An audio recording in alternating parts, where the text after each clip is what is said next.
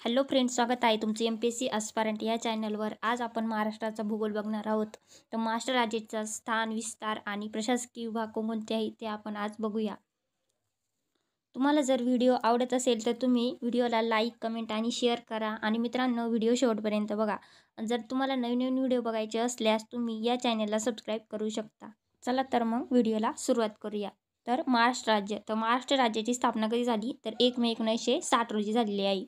आणि स्थापनेच्या वेळी महाराष्ट्रात फक्त 26 जिल्हे, 235 तालुके आणि 4 प्रशासकीय विभाग होते. आणि सध्या महाराष्ट्रामध्ये 36 जिल्हे आहे, 355 तालुके आहे, 535 शहरे आहे आणि 43,663 खेडी आहेत. आणि आता 4 प्रशासकीय विभाग होते, तर आता सध्या 6 प्रशासकीय विभाग आहेत महाराष्ट्र राज्यात. तर कोणकोणते प्रशासकीय विभाग आहेत तर ते बघूया. तर कोकण विभाग. तर कोकण विभागामध्ये 7 जिल्हे आहेत.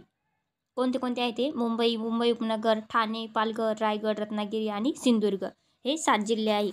आणि त्याचं क्षेत्रफळ किती आहे कोकण विभागाचं? तर त्याचं क्षेत्रफळ आहे 30,746 चौरस किमी एवढं क्षेत्रफळ आहे कोकण विभागाचं.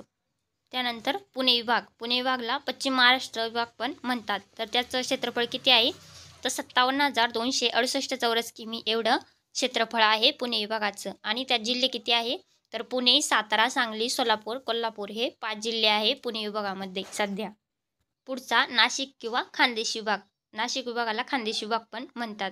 तर त्याचं क्षेत्रफळ किती आहे? तर 5,74,426 चौरस किमी एवढं आहे नाशिक विभागाचं क्षेत्रफळ. आणि त्यात जिल्हे कोणकोणते आहे? तर नाशिक, अहमदनगर, धुळे, जळगाव आणि नंदुरबार हे 5 जिल्हे आहे नाशिक विभागामध्ये. पुढचा विभाग छत्रपती संभाजीनगर आणि मराठवाडा विभाग. तर त्याचं क्षेत्रफळ किती आहे? तर त्याचं क्षेत्रफळ आहे 64,822 चौरस किमी. आणि त्यात कोणकोणते जिल्हे आहेत? तर छत्रपती संभाजीनगर, जालना, बीड, परभणी, हिंगोली, उस्मानाबाद, लातूर आणि नांदेड हे 8 जिल्हे आहे छत्रपती संभाजीनगर या विभागामध्ये. पुढचा विभाग अमरावती विभागला पश्चिम विदर्भ पण म्हणतात. आणि त्याचं क्षेत्रफळ किती आहे? तर त्याचं क्षेत्रफळ आहे 46,090 चौरस किमी एवढं आहे. आणि त्यामध्ये कोणकोणते जिल्हे येतात? तर अमरावती, बुलढाणा, अकोला, यवतमाळ आणि वाशिम हे 5 जिल्हे आहेत त्या अमरावती विभागामध्ये. पुढचा नागपूर विभागला पूर्व विदर्भ पण म्हणतात. आणि त्याचं क्षेत्रफळ किती आहे? तर 51,336 चौरस किमी एवढं आहे. आणि जिल्हे कोणकोणते आहे? तर नागपूर, वर्धा, चंद्रपूर, गडचिरोली, भंडारा, गोंदिया हे 6 जिल्हे आहेत नागपूर विभागामध्ये. पुढे नैसर्गिक सीमा. तर महाराष्ट्र राज्याच्या नैसर्गिक सीमा बघूया. तर वायव्येस काय आहे? तर सातमाळा डोंगररांगा आहे, गाळणा टेकड्या आहेत व सातपुडा पर्वतातील 11 टेकड्या आहे वायव्येस. आणि उत्तरेस काय आहे? तर उत्तरेस सातपुडा पर्वतरांगा आहे व त्याचा पूर्वेस गाविलगड टेकड्या आहेत. ईशान्येस दरकिसा टेकड्या आहेत, पूर्वेस चिंचोळी टेकड्या व भामरागड डोंगर आहेत. तर दक्षिणेस हिरण्यकेशी नदी व कोकणातील तेरेखोल नदी आहे. आणि पश्चिमेस अरबी समुद्र आहे. तर महाराष्ट्र राज्याची राजकीय सीमा व सरहद्द बघूया. तर वायव्येस गुजरात व दादर नगर हवेली आहे. गुजरात राज्य आणि दादर नगर हवेली हे केंद्रशासित प्रदेश आहे. तर उत्तरेस मध्य प्रदेश राज्य आहे, पूर्वेस छत्तीसगड राज्य आहे, आग्नेयेस आंध्र प्रदेश राज्य आहे. आणि दक्षिणेस कर्नाटक व गोवा हे राज्य आहे महाराष्ट्र राज्याच्या. पुढे महाराष्ट्र राज्य व त्यांना जोडणारे महाराष्ट्रातील जिल्हे. तर गुजरात राज्याला महाराष्ट्रातील कोणकोणते जिल्हे जोडलेले आहे? तर पालघर, नाशिक, नंदुरबार, धुळे हे 4 जिल्ह्यांची सीमा गुजरात या राज्याला लागून आहे महाराष्ट्र राज्यातील.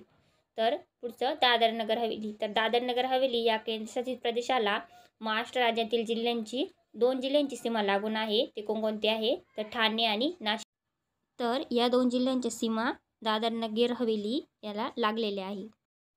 पुढचं मध्य प्रदेश राज्य. तर मध्य प्रदेश राज्याला महाराष्ट्र राज्यातील किती जिल्ह्यांच्या सीमा लागून आहे? तर नंदुरबार, धुळे, जळगाव, बुलढाणा, अमरावती, नागपूर, भंडारा, गोंदिया या 8 जिल्ह्यांच्या सीमा मध्य प्रदेश राज्याला लागून आहे. सर्वात जास्त सीमा लागून असलेला राज्य कोणतं आहे? तर ते मध्य प्रदेश आहे. तर छत्तीसगड राज्याला गोंदिया आणि गडचिरोली या जिल्ह्यांच्या सीमा लागून आहेत.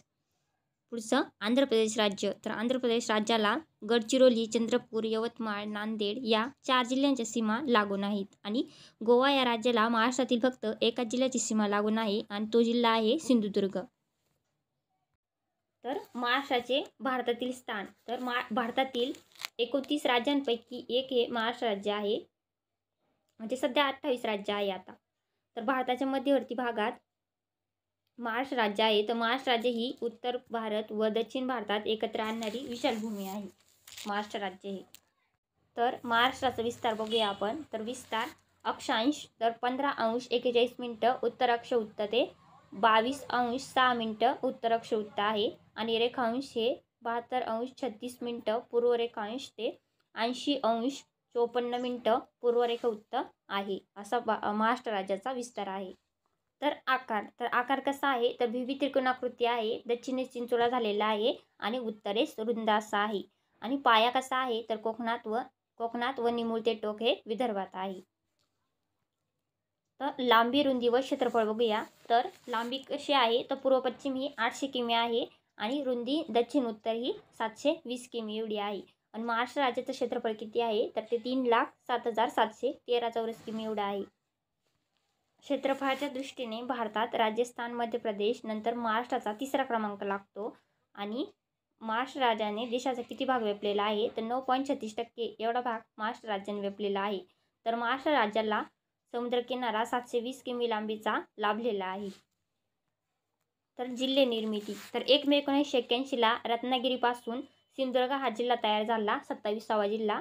आणि औरंगाबादपासून जालना 28वा जिल्हा तयार झाला. आता औरंगाबादचं नाव बदललेलं आहे, तर छत्रपती संभाजीनगर आहे. पुढचा 16 ऑगस्ट 1982ला उस्मानाबादपासून लातूर जिल्हा तयार झाला, 29वा जिल्हा आहे.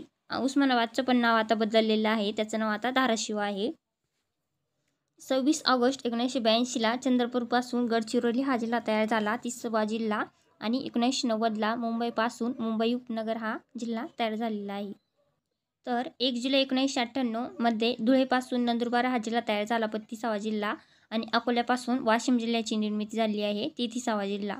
आणि 1 मे 1999ला परभणीपासून हिंगोली हा 34वा जिल्हा तयार झाला. भंडाऱ्यामधून गोंदिया हा 35वा जिल्हा तयार झालेला आहे. आणि 1 ऑगस्ट 2014मध्ये ठाण्यापासून पालघर हा जिल्हा नवीन तयार झालेला आहे, 36वा जिल्हा. तर एकूण 36 जिल्हे आहे महाराष्ट्र राज्यामध्ये.